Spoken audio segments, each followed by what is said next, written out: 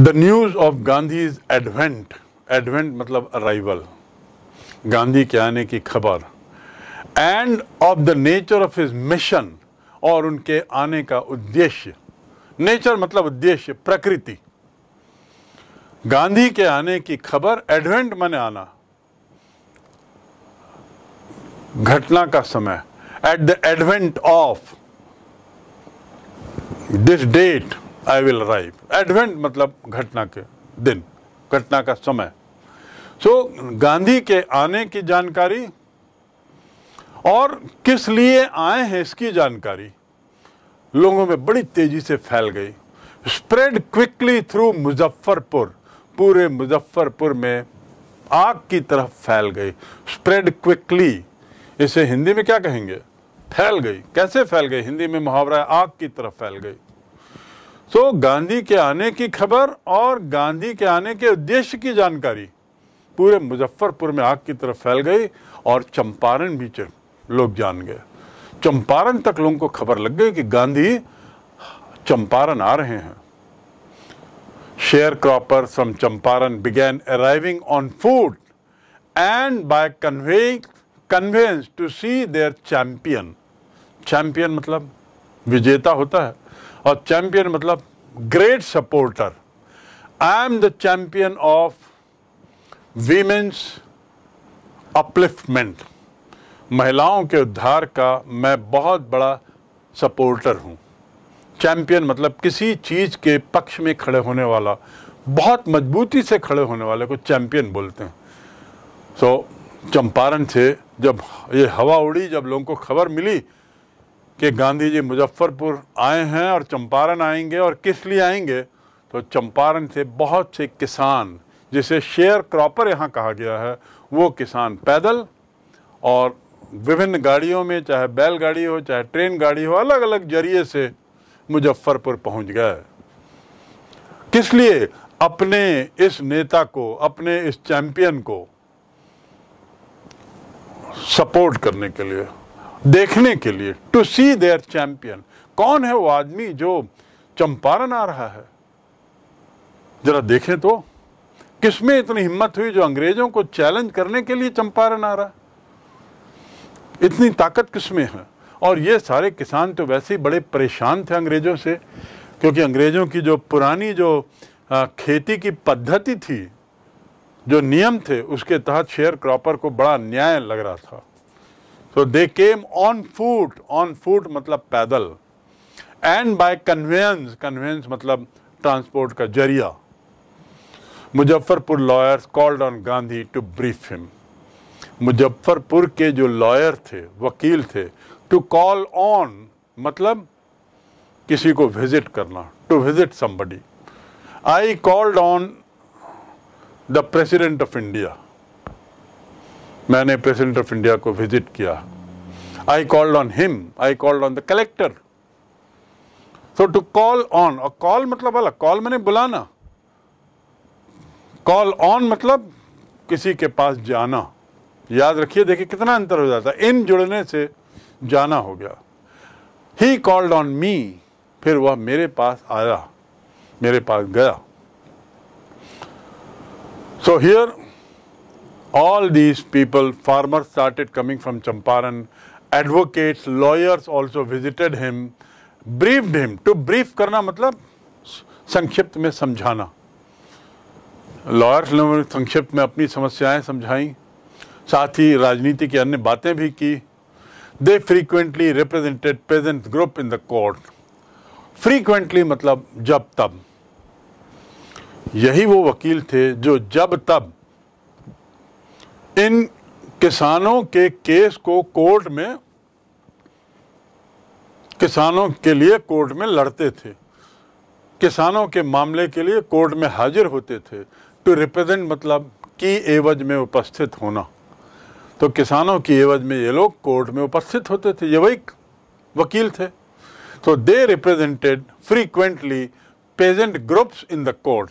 Farmers अकेले नहीं लड़ सकता था केस, तो ऐसे कई फार्मर्स जिनका केस एक जैसा है, वो लोग इकट्ठे हो जाते थे, एक दो वकील हायर करते थे और इन किसानों के पक्ष में ये वकील लोग कोर्ट में केस लड़ते थे और उसकी बड़ी मोटी फीस लेते थे।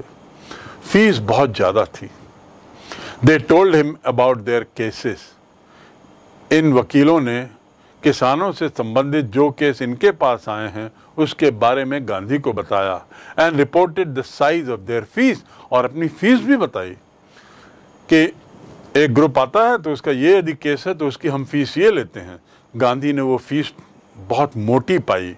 Gandhi thought that this fees is too much, particularly when the fees was being taken from farmers and from those farmers who feel that they are suffering injustice। वो farmers जो अन्याय और गरीबी से वैसे ही जूझ रहे थे, उनसे ये वकील लोग मोटा पैसा ले रहे थे कोर्ट में केस लड़ने का। पर गांधी ने उनको बताया नहीं क्या इसका क्या करेंगे। बस उनसे पूछा फीस कितनी लेते हैं आप, केस किस तरह के लड़ते हैं, किस तरह के किसानों के मामले आपके पास आते हैं, कोर्ट में उसका क्या परिणाम होता है, आदि आदि। और ऐसा करते हुए गांधी ने किसानों की समस्याओं को बहुत गहराई तक समझने की कोशिश की। Gandhi chided the lawyers for collecting big fees from share cropper. Chide करना मतलब लताड़ना। ही चाइडेड मी, गांधी ने लताड़ा इन वकीलों को। गांधी चाइडेड द लॉयर्स, इन वकीलों को लताड़ा for collecting big fees from the share cropper. स्वाभाविक था, गांधी को खराब लगा कि ये वैसे ही किसान गरीब हैं, दरिद्र हैं, ऊपर से इनके साथ वैसे ही अन्याय हो रहा है बहुत, और ऊपर से आप इनकी फीस ले रहे हो वो भी बड़ी मोटी रकम।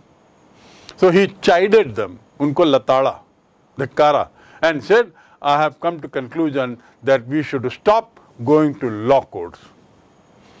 अब मैं इस निर्णय पर आया हूं। I have come to the conclusion। conclusion मतलब निर्णय। To conclude मतलब निर्णय लेना, निर्णय करना। To conclude मतलब समाप्त करना। The program is concluded now। वहां समाप्त होना। And I conclude that you are correct। मुझे लगता है, इस निष्कर्ष पे मैं पहुंचा हूं कि तुम सही बोल रहे हो। So Gandhi concluded that we should stop going to the court. हमें कोर्ट नहीं जाना चाहिए। अर्थात वकीलों को अनुरोध किया कि इनके मामले कोर्ट मत ले जाओ। किसानों से अनुरोध किया कि वकीलों के माध्यम से तुम्हारा निराकरण नहीं होगा, इसलिए इनके पास अपने केस लेके मत आओ, कोर्ट जाने के लिए मत आओ। So I have come to the conclusion that we should stop going to law court। Taking such cases to the court does not do any good। ऐसे मामले कोर्ट में ले जाने से कोई अच्छा किसी का नहीं होगा, किसी की भलाई नहीं होगी। He said it does little good। किसी की भी भलाई नहीं होगी। कोर्ट जाओगे, केस लड़ते रहोगे, न्याय की प्रतीक्षा करते रहोगे, किसान लोग पैसा देते रहेंगे और वकील लोग पैसा चूसते रहेंगे, भलाई किसी की नहीं हो रही है। Where the peasants are so crushed and fear stricken। To strike मतलब क्या होता? मारना। फियर से जिनको मार दिया गया है, डर जिनके शरीर में बैठ गया है, दिमाग में बैठ गया है, अंदर घुस गया है जिनके मन में डर, अंग्रेजी सत्ता के खिलाफ, अंग्रेजी अत्याचार के खिलाफ, अंग्रेजी ऑफिशियल डम के खिलाफ। और where the peasants are so crushed, जहां उसे कुचल दिया गया है, जहां किसानों को इतना कुचल दिया गया। क्रश कर देना मतलब दबा देना, कुचल देना। Crush the ice, the ice को क्रश करो। जहां उन्हें क्रश कर दिया गया है, जहां वो इतने घबराए हुए हैं, फियर स्ट्रिकन, घबराए हुए हैं। Law courts are useless. ऐसे मामले में, ऐसी जगह में लॉ कोर्ट जो हैं वो यूजलेस हैं, कोई इसका अर्थ नहीं है, बेकार है, बेकाम है, गैर उपयोगी हैं। The real relief for them is to be free from fear. उनके लिए तो वास्तविक राहत तब होगी जब वो भय से मुक्त हो जाएं। The real relief will be freedom from fear, अर्थात जो इतने घबरा गए, उनको घबराहट से निकालने की जरूरत है, तब उनको राहत मिलेगी। कोर्ट जाने से नहीं मिलने वाली राहत, ये गांधी की सोच थी। और इसीलिए कोर्ट मत जाओ, कोर्ट के मामले मत लाओ। वकीलों को कहा कोर्ट के केस मत ले जाओ किसानों के, किसानों से कहा आप लोग वकीलों के पास मत जाओ, क्योंकि गांधी का विश्वास था सबसे पहले मन से जो डर है उसको हटाओ। Remove the fear from with in, अपने अंदर जो डर है उसे हटाओ। गांधी जी को यह पूरा विश्वास था कि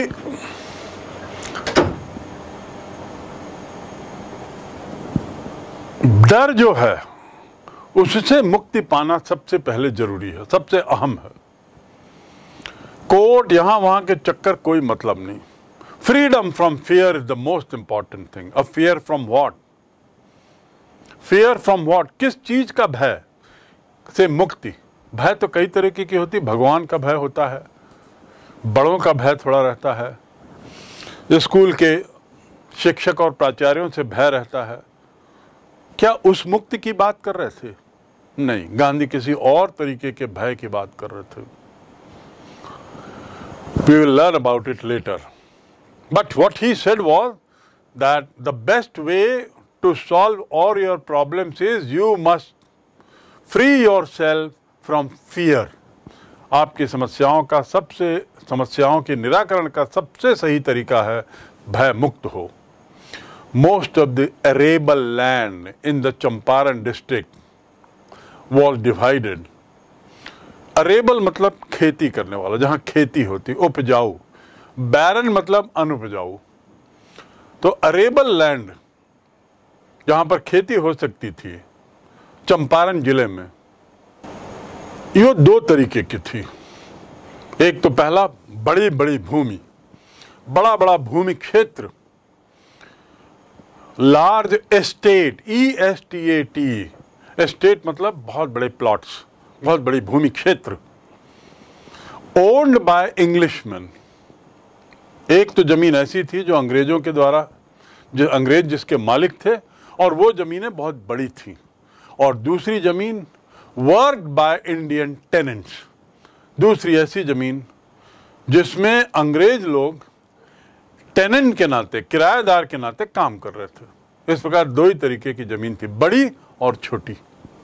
बड़ी जमीनें अंग्रेजों के हाथ, tenant were Indians and they were working on small lands, तो they were owners and they were tenants. या तो मालिक थे और या किराएदार थे।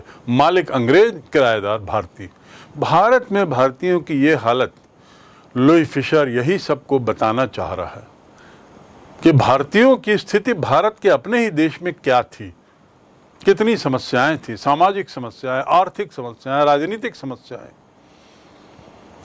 The chief commercial crop was Indigo. Commercial crop किसे कहते हैं? ऐसी फसल जिसमें व्यापार होता हो। सब्जियों में व्यापार नहीं होता, वो कमर्शियल क्रॉप नहीं कहलाती, वो तो वेजिटेबल्स। कमर्शियल क्रॉप मतलब जिसमें बिजनेस होता हो। इंडिगो जो है वो ऐसे ही कमर्शियल क्रॉप था जिसमें व्यापार होता था। बहुत महंगी दाम मिलते थे, बहुत महंगी कीमत रहती थी, बहुत महंगे रहते थे, कीमती रहते थे। तो वहां का मुख्य क्रॉप क्या था? चंपारण का इंडिगो। चीफ मतलब मुख्य। नील की खेती वहां का मुख्य खेती थी। खेती में सबसे ज्यादा नील की खेती होती थी। Landlord compelled all tenants to plant 3/20 of 15% of their holding with indigo. जो लैंडलॉर्ड थे, जमींदार जो थे, जमींदार लोग किसानों के लिए ये कंपलसरी कर दिए थे। टू कंपेल मतलब मजबूर करना।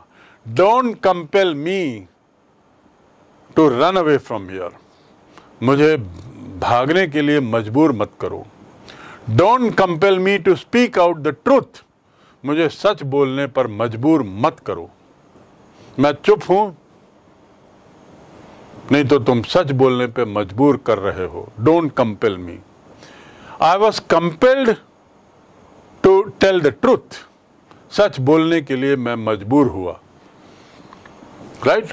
सो हियर लैंडलॉर्ड जो थे, they compelled all tenants to plant 3/20 और 15% of their holding with indigo and surrender the entire indigo harvest as rent। यहाँ लुई फिशर बता रहे हैं कि जो किसान थे उन्हें मजबूर किया गया था कि 15% जो जमीन है उसमें इंडिगो की खेती करोगे। आपको जितनी भी जमीन है उसमें इंडिगो की खेती करोगे, नील की खेती करोगे। उसके कितने हिस्से में? 15% हिस्से में, और या 3/20 हिस्से में। इतने में क्या करोगे? केवल इंडिगो की खेती। ये मजबूरी एक, और दूसरी मजबूरी थी कि ये जो फसल होगी वो आप हमको किराए के रूप में दे दोगे। टेनेंट फार्मर्स मतलब किराए वाले, किराए पे किसान थे। जमींदार लोग तो खुद खेती करते नहीं थे। जमींदार लोग जमीन को टुकड़ों टुकड़ों में किसान को किराए में देते थे और उम्मीद करते थे कि हमको हर साल किराया दोगे। और किराया भी कैसा तय था कि भाई आपको जितनी जमीन दी गई उसके 15% हिस्से में आप केवल इंडिगो लगाओगे, और इंडिगो की फसल की जो भी आय है या पूरी फसल है वो हमको दे दोगे। ये किराया हो गया।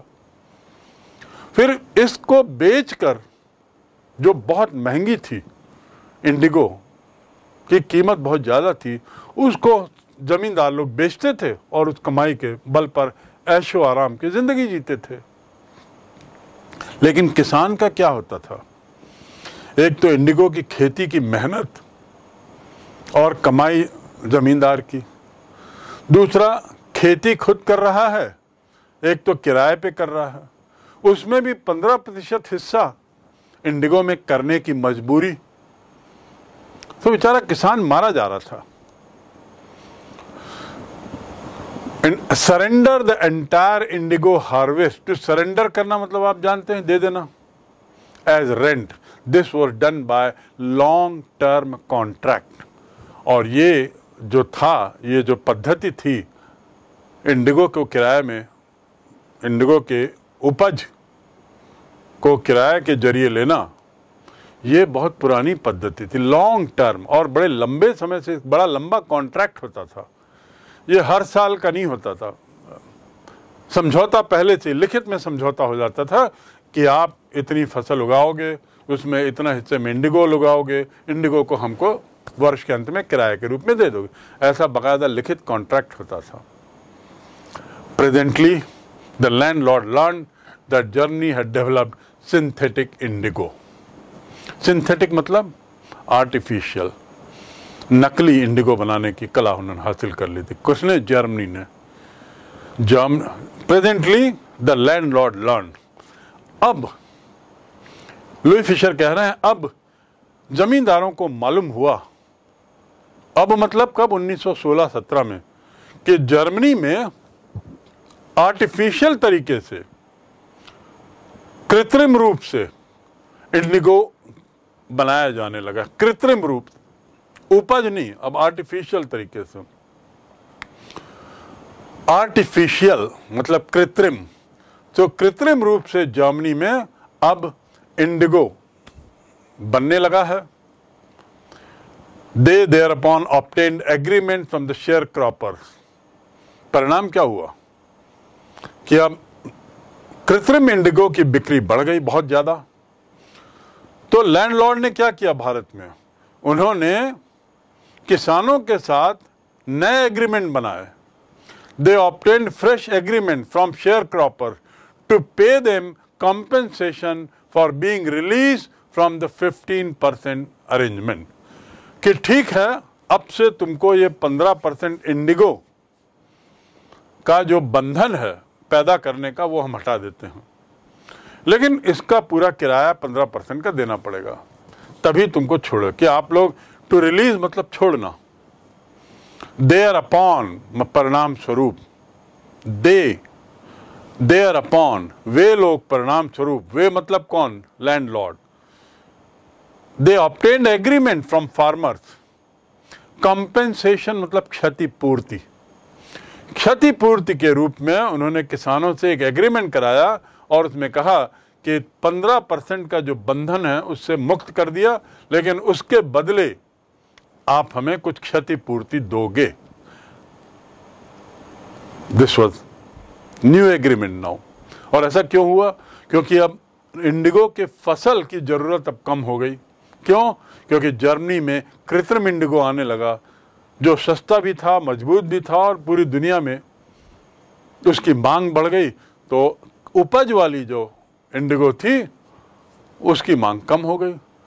गिरती मांग के परिणाम स्वरूप इस कमर्शियल क्रॉप की कीमत भी गिरने लगी, इसके बायर्स कम हो गया। तो लैंडलॉर्ड लोगों को लगा अब क्या किया जाए।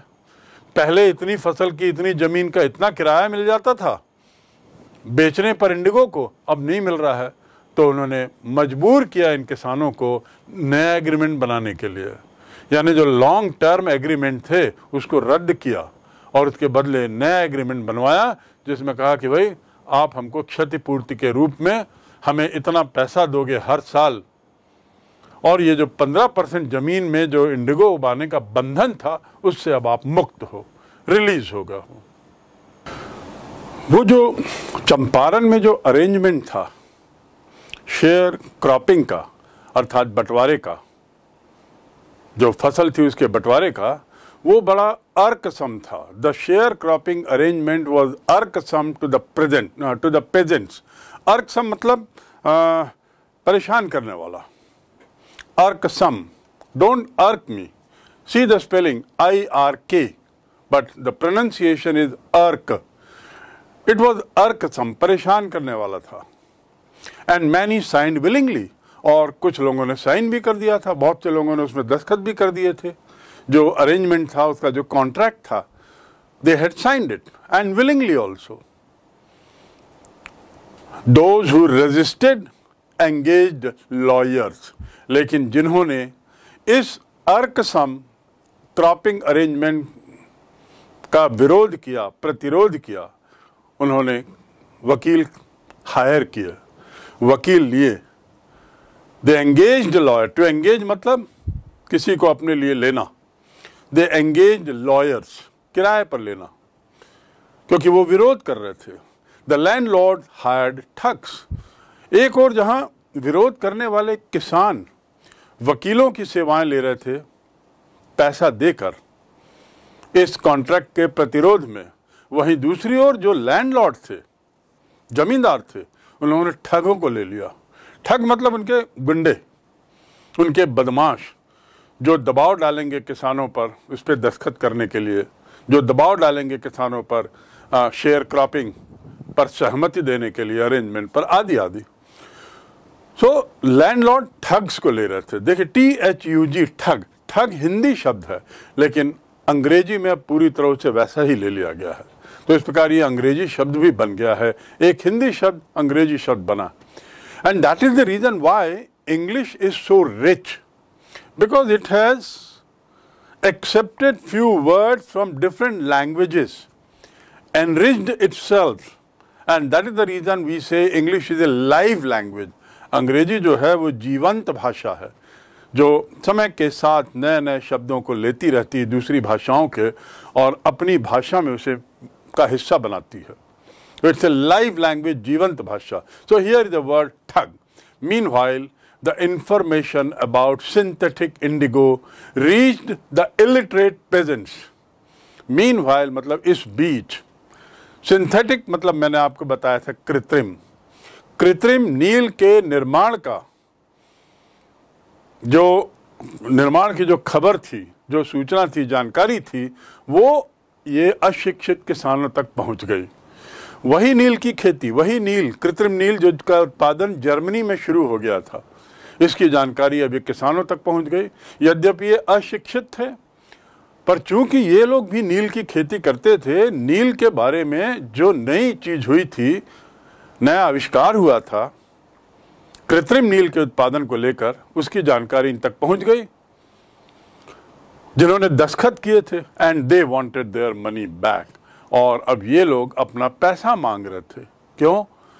क्योंकि कॉन्ट्रैक्ट के अनुसार इन्हें पैसा देना था। अब जब कृत्रिम नील आ गया तो कौन खरीदेगा इनके नील को? उसके ग्राहक कम होंगे। ये जो कमर्शियल क्रॉप थी, व्यावसायिक क्रॉप थी, व्यावसायिक फसल थी, अब उसकी उपादेयता उस हद तक कम हो गई थी। तो इसलिए किसान लोग कॉन्ट्रैक्ट पर दस्तखत करने के बाद भी जब उन्हें मालूम हुआ कि कृत्रिम नील का उत्पादन शुरू हो गया है, कॉन्ट्रैक्ट के खिलाफ जाकर उन्होंने जमींदारों से अपना पैसा मांगना शुरू किया। तो इस प्रकार किसी न किसी कारण से अधिकतर किसान अब इस प्रथा के शेयर क्रॉपिंग एग्रीमेंट के विरोध में खड़े थे। At this point Gandhi arrived in Champaran. इस दौरान, इस क्षण गांधी चंपारण पहुंचते हैं। अभी तो मुजफ्फरपुर में थे, सब लोगों से जानकारियां एकत्रित कर रहे थे, फर्स्ट हैंड इंफॉर्मेशन इकट्ठी कर रहे थे। अब वो चंपारण पहुंचते हैं। He began by trying to get the facts. Began शुरुआत की, उन्होंने अपनी शुरुआत चंपारण के निवास की, चंपारण में रहने की शुरुआत उन्होंने सच्चाई जानने से शुरू की, पता लगाने की कोशिश की सच्चाई क्या है, अर्थात समस्या की गहराई पर जाने की कोशिश। First he visited the secretary of the British landlords association. British जमींदार एसोसिएशन एक बना हुआ था जो बहुत ताकतवर संस्था थी, जिसमें जमींदार लोग थे और अंग्रेजों का वरद हस्त था। उसके सचिव से जाके मिले सबसे पहले, ताकि उनका पक्ष तो जाने, जमींदारों का पक्ष तो जाने कि उनका क्या कहना है इस मामले में, किसानों के विरोध को लेकर उनका क्या कहना है, उनकी क्या प्रतिक्रिया है और कैसी प्रतिक्रिया और क्यों है, ये किसानों का असंतोष क्यों है, इसकी जानकारी वो पहले जमींदारों से लेना चाहते थे, उनकी क्या सोच है। The secretary told him that they could give no information to an outsider। सचिव ने कहा, गांधी महोदय, किसी बाहरी व्यक्ति को हम इस संबंध में कोई जानकारी नहीं दे सकते। ऐसा कह के उसने अपने हाथ झाड़ लिए। सोचिए इसका मतलब क्या हुआ। जब आप कुछ गलत करते हैं तभी ऐसे जवाब देते हैं। When you do something wrong, you give a roundabout answer that I cannot give you information because you are an outsider। Very funny answer। So Gandhi was given this answer कि आप बाहर के हैं, बाहरी व्यक्ति हैं, इसलिए हम आपको जानकारी नहीं दे सकते। Gandhi answered that he was no outsider। Gandhi ने कहा, मैं कोई बाहरी व्यक्ति नहीं हूं। अपनी बात उन्होंने रख दी और इसके बाद गांधी जी आ गए। उन्होंने किसी तरह की तीव्र प्रतिक्रिया या भीड़ को इकट्ठा करना या आंदोलित हो जाना, ये कुछ नहीं किया। बात सुनी और अपना उत्तर दे दिया कि मैं कोई आउटसाइडर नहीं हूं। Next, Gandhi called on British official commissioner of the Tirhut division in which Champaran district lay. To call on मतलब जाना। I called on the collector of Raipur. मैं रायपुर के कलेक्टर के पास गया था। I called on the principal of my school today. तो to call on मतलब मिलना, जाना नहीं, मिलना, मिलने के लिए जाना। So he called on whom? The commissioner. Commissioner के पास गए। कहाँ के कमिश्नर? जो तिरहुत डिवीजन था, जिसके अंतर्गत चंपारण जिला आता था। डिवीजन मतलब क्या होता? मंडल। और एक मंडल में कुछ जिले रहते हैं, तो कुछ जिलों को मिलाकर एक मंडल बनता है और एक मंडलाधिकारी होता है जिसे कमिश्नर कहते हैं। तो कमिश्नर के पास गए। किस कमिश्नर के पास? तिरहुत डिवीजन के कमिश्नर के पास। और क्यों तिरहुत? क्योंकि चंपारण जिला तिरहुत के अंतर्गत आता था। The commissioner Gandhi reports. अब गांधी लुई फिशर को बता रहे हैं, ऑथर को बता रहे हैं, इसीलिए इन्वर्टेड कॉमा में फिर से गांधी के ही शब्दों में, the commissioner proceeded to bully me. Commissioner मुझे परेशान करने लगा। बुली करना मतलब परेशान करने लगा।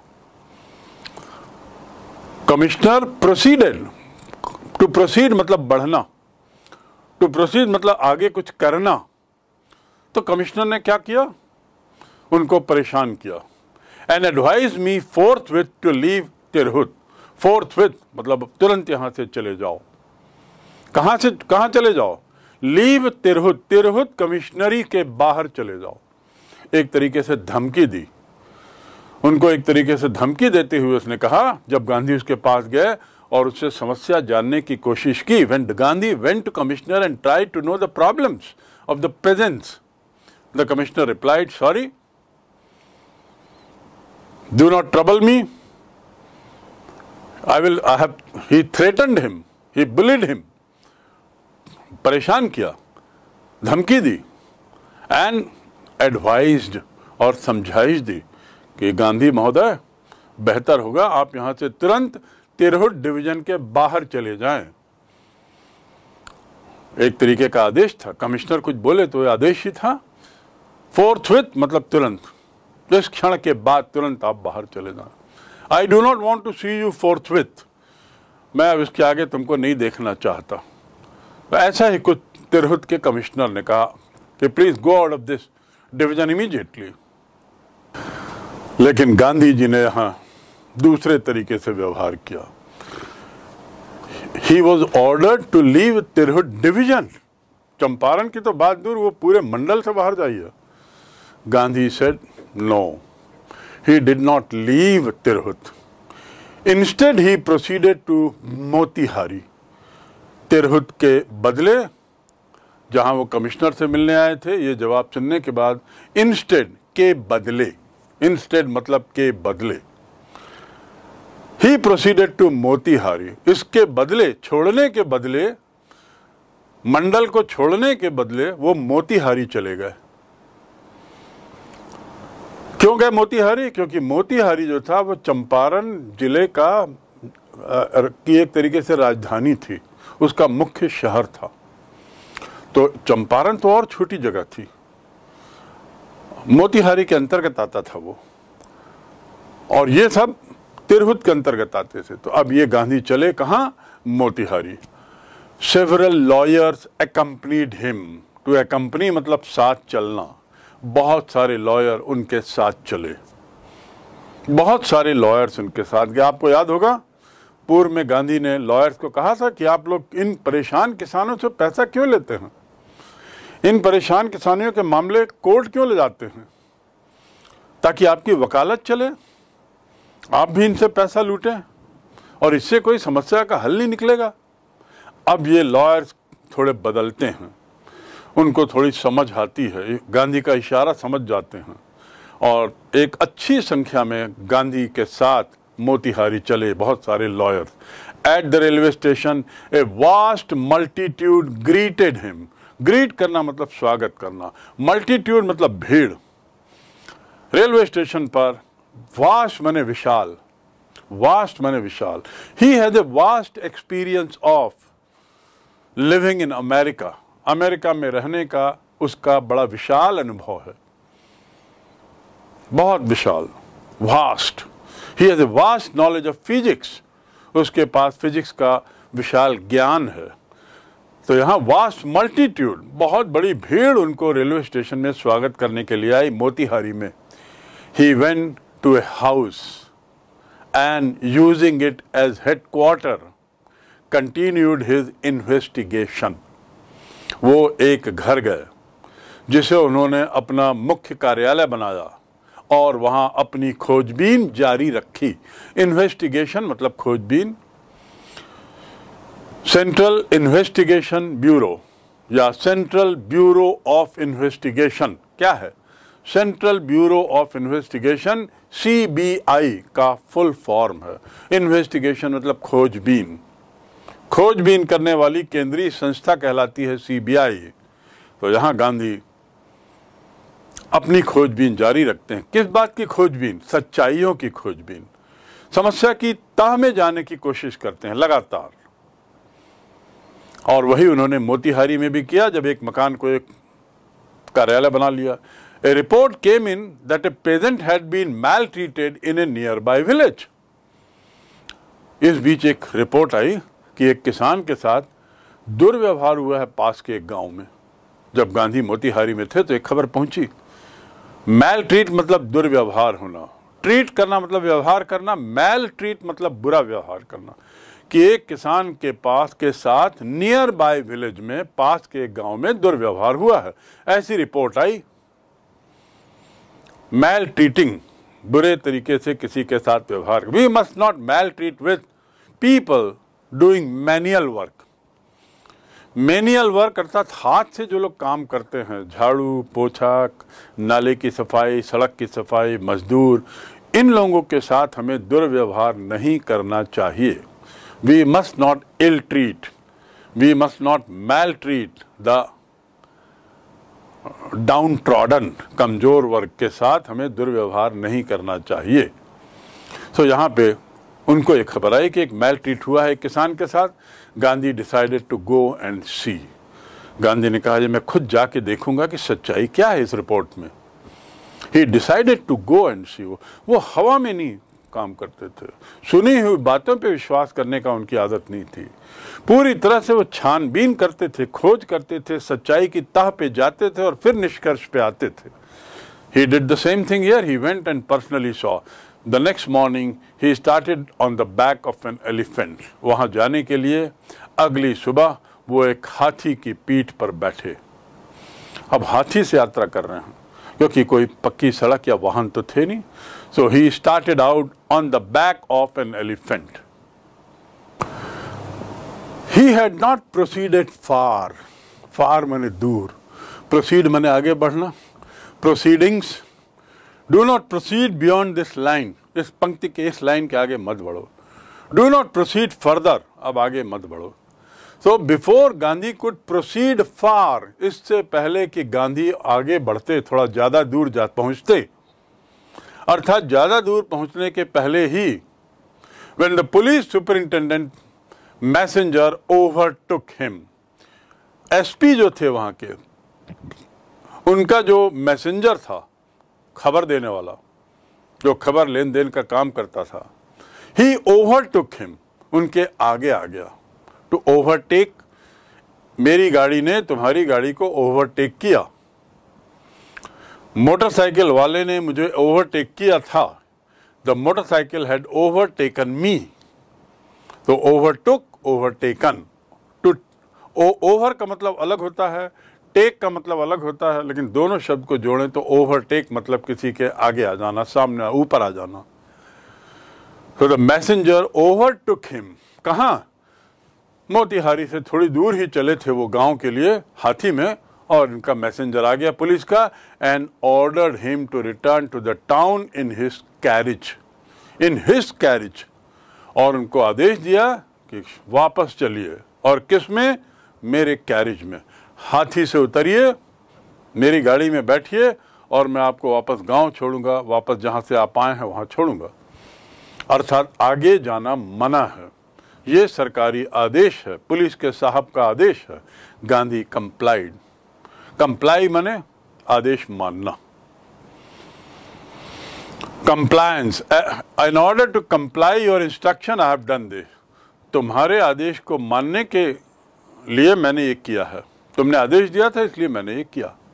सो गांधी कंप्लाइड, गांधी जी ने आदेश मान लिया। क्या आदेश? कि हाथी से उतरो, मेरी गाड़ी में बैठो और वापस चलो। ये आदेश गांधी ने चुपचाप स्वीकार कर लिया। आपको भी लग रहा होगा ये कैसा विरोध। वहाँ कमिश्नर ने कुछ कहा, चुपचाप आ गए, यहाँ उसने कहा तो चुपचाप आ गए, यहाँ भी अब पुलिस सुपरिटेंडेंट बोल रहा है बैठो गाड़ी में और चलो वापस, और गांधी जी तैयार। The messenger drove Gandhi home where he served him with an official notice to quit Champaran immediately. जैसे ही गांधी जी इस कैरिज में बैठकर वापस घर पहुंचते हैं अपने मोतिहारी में, सो द मैसेंजर उनको एक नोटिस देता है। टू सर्व नोटिस मतलब नोटिस देना, टू सर्व देना। ही सर्व्ड में नोटिस, एक सूचना उनको देता है जो एक आदेश की तरह है। और उसमें क्या थी सूचना? वो भी ऑफिशियल नोटिस, सरकारी notice. To quit Champaran immediately, कि चंपारण तुरंत छोड़ के जाएं। ये आदेश सुपरिंटेंडेंट से था। ये नोटिस उसने वहां हाथी में बैठे हुए गांधी को नहीं दिया, पहले गांधी का आदेश दिया, उतरिए, हमारी गाड़ी में बैठिए, वापस चलिए, एसपी का आदेश है। वापस आ गए। जैसे ही अपने घर पहुंचते हैं, notice is serve to him, घर में उनको दिया गया पुलिस मैसेंजर के द्वारा कि आप चंपारण तुरंत छोड़े। Gandhi signed A receipt for the notice. Receipt की स्पेलिंग देखिए, RECEIPT, P साइलेंट है यहां। रिसीट मतलब रसीद, और रिसीव मतलब पाना, उसी से बना है रिसीट। जो चीज पाई जाती है किसी की एवज में उसे रिसीट कहते हैं, रसीद कहते हैं। तो Gandhi got a receipt, signed A receipt, Gandhi ने उसकी पावती पर दस्तखत किया, अर्थात उन्होंने एक्नॉलेज किया, उन्होंने लिखित में स्वीकार किया कि मुझे यह नोटिस मिला है। मना नहीं किया, विरोध नहीं किया, मैं नोटिस पे क्यों दस्तखत करूं, ऐसा नहीं कहा। आजकल जब चालान मिलता होता है गाड़ी का और ट्रैफिक इंस्पेक्टर गलत चलाने पर चालान करता है और कहता है रसीद में दस्तखत करो, तो हम लोग नहीं करते, प्रतिरोध करते हैं कई बार, क्योंकि ये सोचते हैं कि चालान में दस्तखत ना करने से हम बच निकलेंगे। ऐसा नहीं है, ऐसा नहीं है। यहाँ गांधी ने बहुत एक अच्छा उदाहरण पेश किया। वो बेचारा मैसेंजर तो अपनी ड्यूटी कर रहा था, उसको जैसा आदेश था उसने गांधी को कहा, गांधी जी मान गए। उसने कहा इसमें दस्तखत कर दीजिए, नोटिस के कॉपी पर गांधी जी दस्तखत कर दिए। And wrote on it that he would disobey the order. इतना ही नहीं, ही रोट ऑन इट, उन्होंने उसको ऊपर लिखा। क्या लिखा? He would disobey the order. To disobey मतलब अवज्ञा करना आदेश की, आदेश ना मानना। उन्होंने उस रसीद पर लिख दिया, मैं आपका आदेश नहीं मानूंगा। आदेश क्या था? चंपारण छोड़ने का। गांधी चाहते तो लिखने की जरूरत नहीं थी, लेकिन गांधी ने कहा कि नहीं, मैं आगे क्या करूंगा इसकी जानकारी सरकार को रहे, एसपी को रहे। तो उन्होंने लिख के भी दे दिया, लिख भी दिया उसमें कि मैं आपके आदेश की अवहेलना करता हूं, अवज्ञा करता हूं, आपके आदेश को नहीं मानता। टू डिसओबे, और टू ओबे मतलब मानना। I have obeyed your orders, he has disobeyed my instruction. In consequence, परिणाम स्वरूप क्या होता है? इन कॉन्सिक्वेंस मतलब परिणाम स्वरूप। परिणाम स्वरूप क्या होता है? गांधी रिसीव्ड ए समन्स। देखिए, समन्स बहुवचन नहीं है, एक वचन है। ए समन्स, ए समन्स मतलब कोर्ट का आदेश, कोर्ट आने का आदेश। और ये किसके द्वारा दिया जाता है? कोर्ट के द्वारा दिया जाता है। और इस आदेश को तो मानना ही पड़ता है, नहीं मानेंगे तो गिरफ्तार होंगे और जेल जाएंगे। तो गांधी को कोर्ट का आदेश मिलता है to appear in the court next day, court में अगले दिन हाजिर हों। ये समन क्यों मिला? क्योंकि गांधी ने जो रिसीट ली थी और उसकी पावती जो दी थी सुपरिंटेंडेंट को, उसमें उन्होंने लिख दिया था मैं आपका आदेश नहीं मानता। और आदेश क्या था? जिला छोड़ने का। तो इस आदेश की अवहेलना की सूचना पुलिस ने कोर्ट को दी और कोर्ट ने फिर इनको बुलाया, अगले दिन आप हाजिर होइए, पेश होइए कोर्ट में। तो गांधी का बिहेवियर यहां सोचने की बात है। किसी भी चीज की वो कब प्रतिरोध नहीं कर रहे हैं हिंसात्मक तरीके से, या चिल्लाना, बरगलाना, गुस्सा दिखाना, भीड़ को भड़काना, कुछ भी नहीं कर रहे। शांतिपूर्ण तरीके से अपनी बात रख रहे हैं, शांतिपूर्ण तरीके से विरोध कर रहे हैं और शांतिपूर्ण तरीके से आदेशों का पालन या आदेशों की अवहेलना कर रहे हैं।